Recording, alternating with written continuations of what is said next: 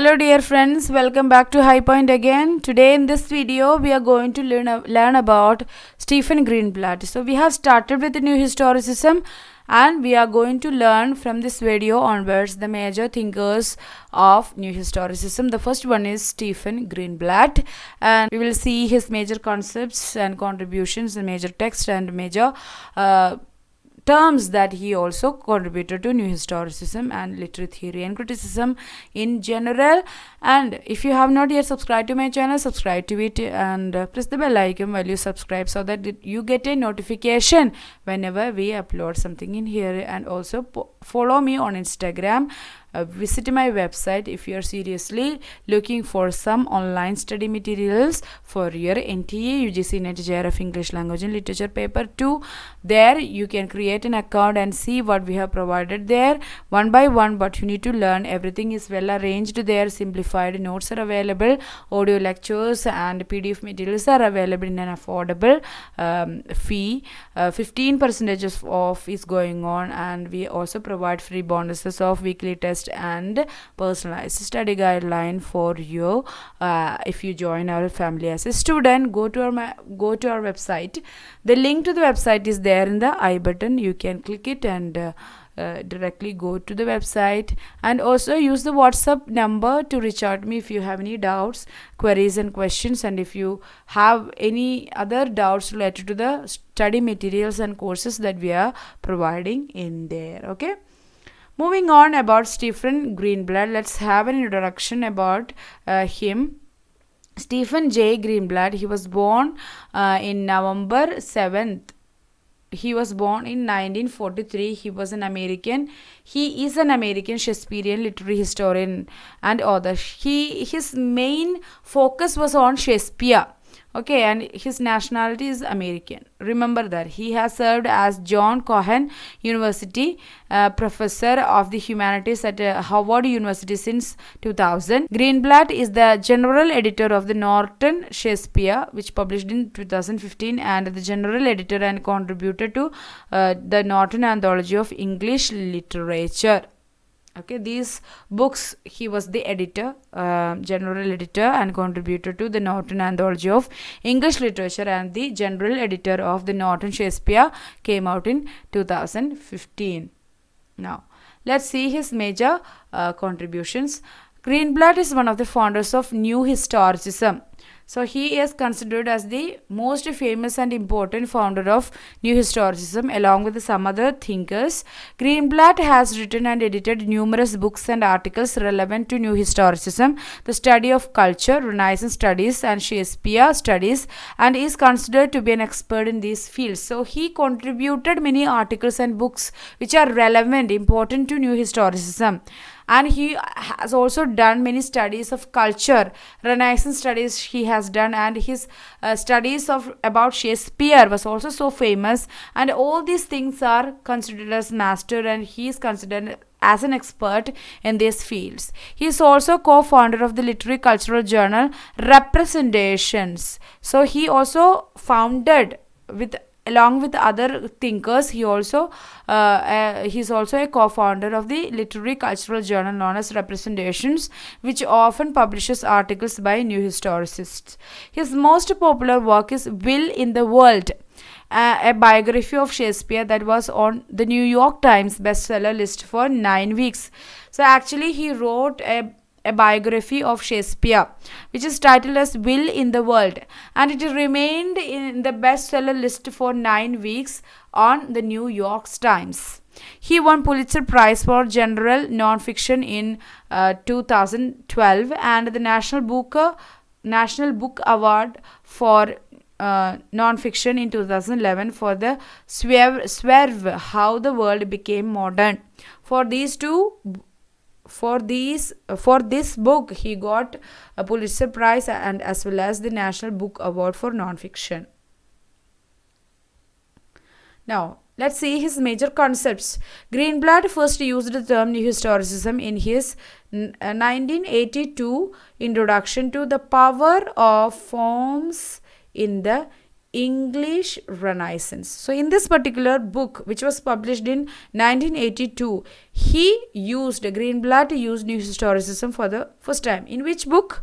While he was writing an introduction to the power of forms in the English Renaissance, wherein he uses Queen Elizabeth I's bitter reaction to the revival of Shakespeare's Richard II on the eve of the Essex Rebellion to illustrate the mutual permeability of the literary and the historical.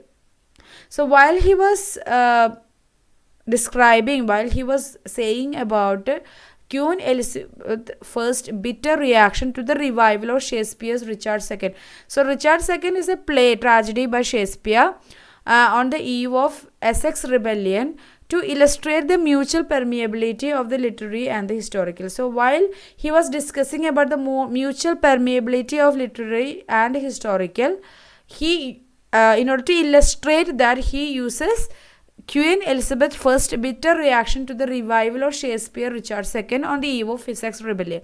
So while he was saying about that incident in this particular book's introduction, he used the term New Historicism. New Historicism is regarded by many to have influenced every traditional period of English literary history.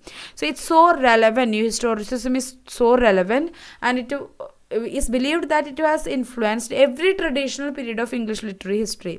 Some critics see the way in which we are looking at certain works belonging to a certain period.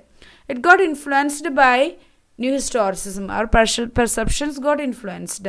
Some critics have charged with its antithetical to literary and aesthetic value, that it reduces the historical to a literary or the literary to the historical, that it denies human agency and creativity, that it is somehow out to subvert the politics of cultural and critical theory, and that it is anti-theoretical. So this is a direct quotation from him. So the critics of New Historicism, those who are criticizing New Historicism, they says that it actually reduces the aesthetic value, the literary value of a text by reducing the literary text is just a historical document, or a historical text is reduced as a literary text. So here we have to remember the historicity of the literary text, as well as the textuality of the history. Okay, so that particular statement is important. The historicity of the text and the textuality of the history, both are same. A historian is writing a history. It is not possible that everything so objectively that he or she includes in that text. So those got recorded in a certain way, they got recorded. Those who are reading those texts, they got that kind of a perception through history. Okay, so mainly which party wins a war, they'll write the history in favor of them. Those who loses the war, they'll get a different kind of perception in that historical text. It's more or less like a literary text as well. So here the critic says that it may merely these literary text and aesthetic values are reduced in a literary text, while it is just reduced to as a historical text, and historical text in turn also reduced as a literary text, because it denies it is viewing in New Historicism, viewing these two things as just the product of the age. So it subverts or denies the human agency, the human effort and human thing worked in behind producing that text, and the creativity that writer used while writing that work, and also all these things are subverted. The politics of the culture, the critical theory, that is anti-theoretical. Okay, so many critics, they view New Historicism as anti-theoretical and reducing the aesthetic value of the text. Scholars have observed that New Historicism is in fact neither new or historical. So it's not a new kind of theory, or it is not historical in a sense. Others praise New Historicism as a collection of practices employed by critics to gain a more comprehensive understanding of literature by considering it in historical context, while treating history itself as historically contingent on the present in which it is constructed. Usually we have the tendency that we look at historical documents as more objective, but it is not like that. Historical text itself, even history itself, as historically contingent. Okay, it even gives some sort of a perception about a group of people, and some other group of people are marginalized. Many won't get an inclusiveness in a historical text. Many will get more importance and power in a historical text. Okay, so these historical text, history itself is contingent, historically contingent, and many the critics who praises New Historicism views New Historicism as a collection of practices. It's not a linear way of looking at New Historicism doesn't give a linear, a singular kind of way of looking at a text, but it gives a collection of practices that we can employ, that we can use in order to get more comprehensive, more perceptions, more understanding of a literature by considering the historical context. While considering this historical context, they keep in mind that history itself is historically contingent. Greenblatt's known work on New Historicism and cultural poetics include Practicing New Historicism, came out in 2000 with Catherine Gallagher. Actually, he wrote co-authored this work with Catherine Gallagher, in which Greenblatt discusses how they anecdote. 3 dots means I have removed some part of the quotation. Okay, the anecdote appears as the touch of the real and towards the poetics of culture. The anecdote means the history. Anecdote tells a story, and we believe that it's an objective thing, but they are very much the historical stories, anecdote that we are hearing or reading anywhere from any other source. They are not real as we feel. They have subjective elements in it. They are not fully objective. Just like a literary text only, we can see historical text. Towards a poetics of culture. This is also work by Greenblatt in the year 1987, in which Greenblatt asserts that the question of how art and society are interrelated, as posed by Jean-Francois Lyotard and Frederick Jameson, cannot be answered by appealing to a single theoretical stance. So how this art and society are interrelated? So Lyotard and Jameson, these two people earlier, they have said that the relationship with art and society, what kind of interrelations these two things have, it cannot be answered in a linear fashion. In a single theoretical stance, you cannot find the relationship between art and society. You have to see many ways you can see this. You have to practice many other ways of seeing and discovering the relationship with the art and society. In a single theoretical stance, you cannot find the relationship with the art and society, that Greenblatt also upholds in this work. Now, Renaissance self-fashioning. I think most of you have learned this particular work, the introduction to Renaissance self-fashioning by Greenblatt in your MA classes. I have learned it. Renaissance self-fashioning and the introduction to the Norton Shakespeare are regarded as good examples of Greenblatt's application of historicist practices. So if you wanted to know how New Historicism theories are applicable in a practical sense, you can read Renaissance self-fashioning and Norton Shakespeare by Greenblatt. New Historicism acknowledges that any criticism of a work is colored by the critic's beliefs, social status, and other factors. Okay, so New Historicism, take historical documents, so take any other text, take any other critical works, so any other text you take. Okay, all these works, they are colored. They have a particular kind of stance. They have a particular kind of color. They have a particular kind of perception. According to the critics, those who are writing it, those who are producing that text, whether it is critical works, criticism, or whether it is a text, whether it is a biography, whether it is a historical document, they will color it with their own beliefs, their own social status, and other factors related to that person.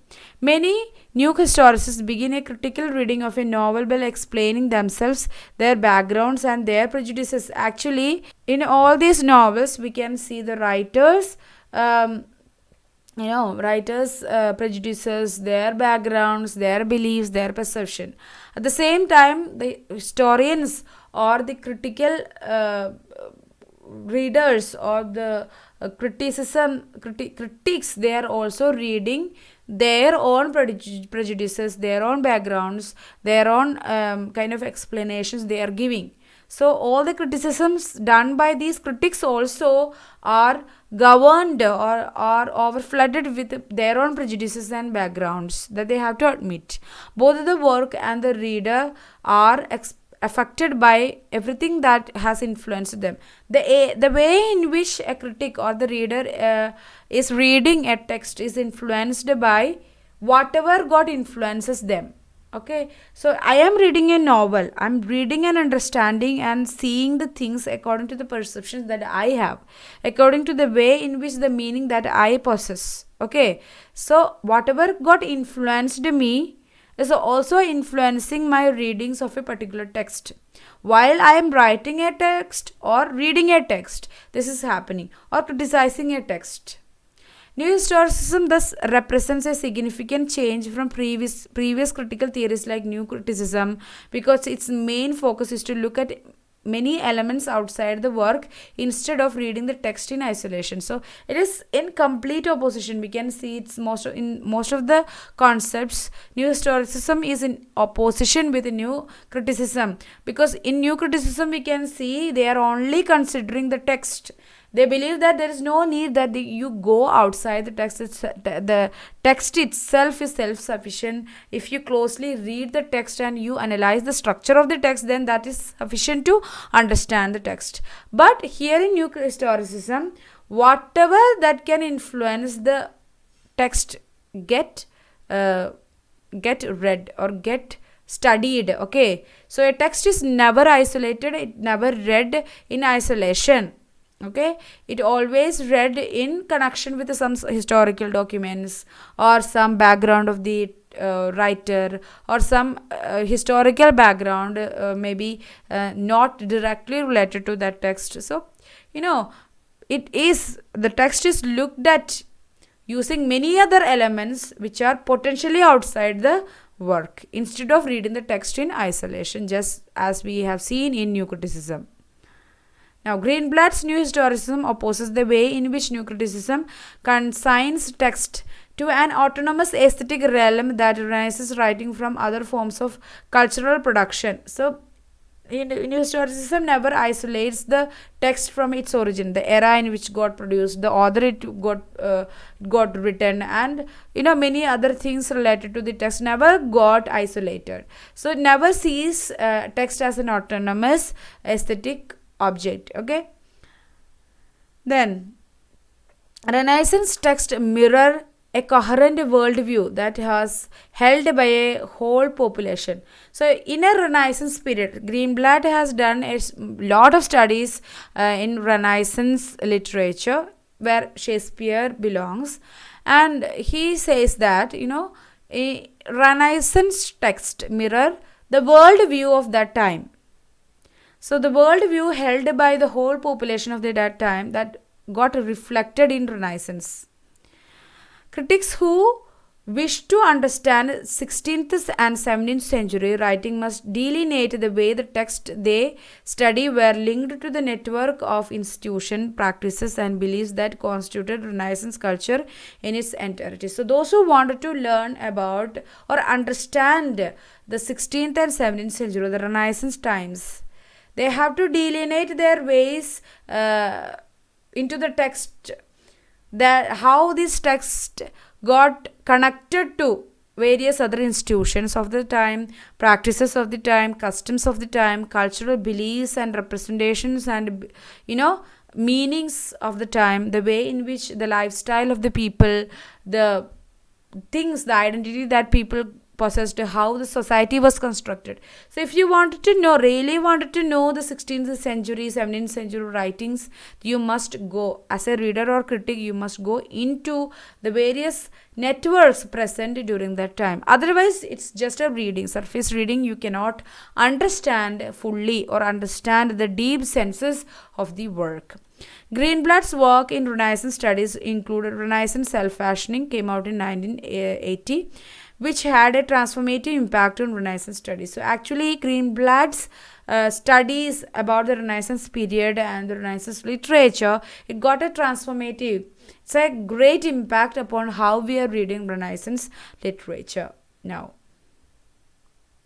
let's see the major text by Stephen Greenblatt. Three modern satirists, Wag, Orwell and Huxley, published in 1965. Sir Walter Raleigh, The Renaissance Man and His Roles, in 1973. Renaissance Self-Fashioning, from More means Thomas More to Shakespeare, published twice, 1980 and revised in 2005. Shakespearean Negotiations, The Circulation of Social Energy in Renaissance England, published in 1989.